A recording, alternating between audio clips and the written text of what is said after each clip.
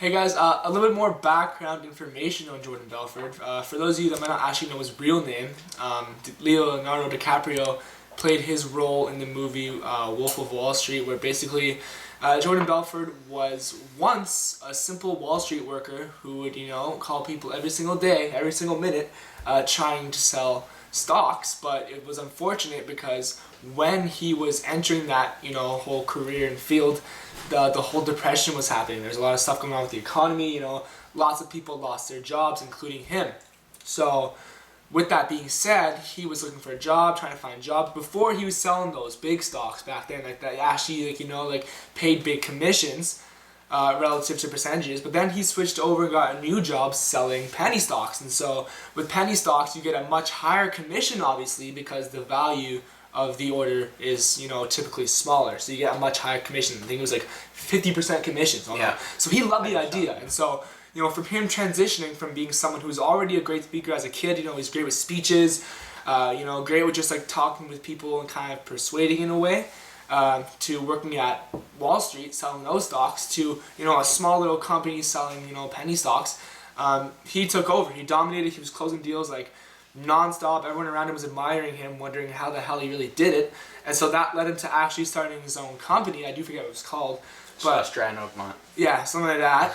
He started that, and basically he would take people that are like 16, 17, 18 years old. Any age, any skill Any level. age, working at a gas station, take them and turn them into master closers, closing deals all the time, using certain things such as tonality, language patterns, how to actually, deflect objections when people say things like, I need to think about it, or I'm going to call you back.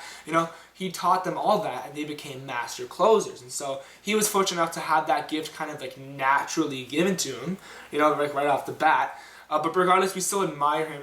It was unfortunate that he sold a lot of these penny stocks unethically, and since he was such a good salesman, he could close anybody. So he was going off, selling all these terrible penny stocks and then going out and buying yachts and doing all that fun stuff. But it was terrible because he actually got in huge trouble and went to jail for 22 months because he sold all these terrible stocks. It's unfortunate, but that's what happened. Now when he teaches these salespeople, because he still teaches the straight line sales system, he makes it very clear. He must say it like 1,000 times, like use this ethically, because the things he teaches do work on pretty much anything. Like you can use this not even if you're like selling a stock. You can use this if you want to like persuade someone, like your boss or a girl or a guy or anything like that. So it's pretty powerful, and that's one reason why we admire him the most.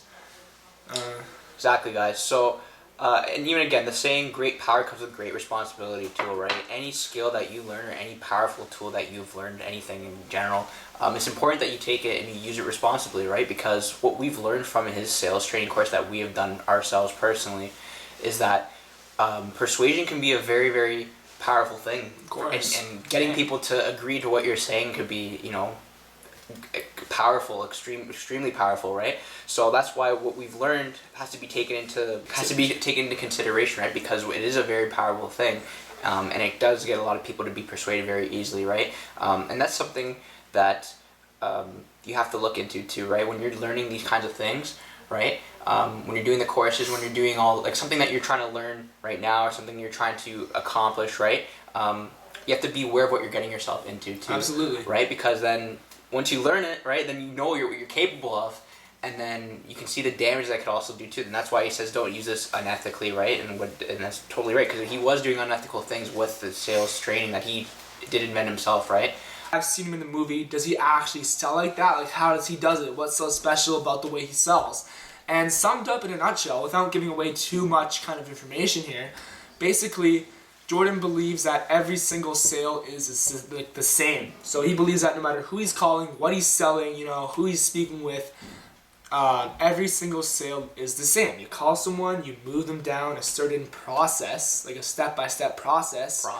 You ask for the order, you ask for the sale, and then it depends. There could be objections, like we said earlier. A lot of people say, I need to think about it, I need to call you back, whatever it may be. And so he believes that, deflecting objections, there are other ways to deal with objections, but that's just one way. He likes to deflect objections, but basically, for that moment of time where he's on the phone, any beliefs that person has in their head, that he's speaking with, he eliminates their beliefs. And for that one moment, they snap, They say yes, they buy. They may or may not regret it later on down the road.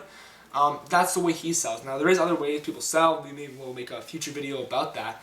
But just about Jordan Belfort, that's like the main way he sells, using things like tonality. So if you ever seen the movie, you know, when he's talking, like some of the lines that DiCaprio said are literally taken from Jordan Belfort. Like he actually told them, like when he says like, the only problem you're gonna have is that we didn't get started 6 months ago. Does that sound fair? Like you've probably seen that before. Maybe we'll throw a clip in.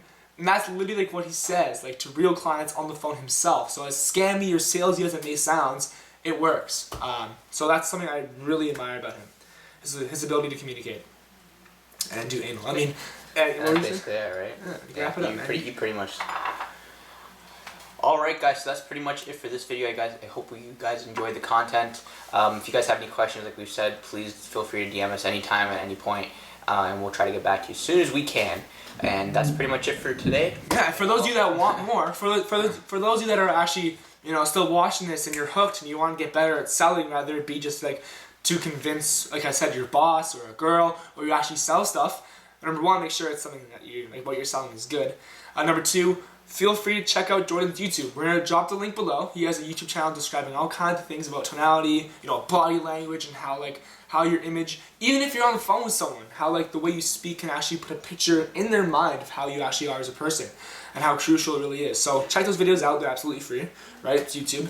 And stay tuned for our next video, guys. Take care.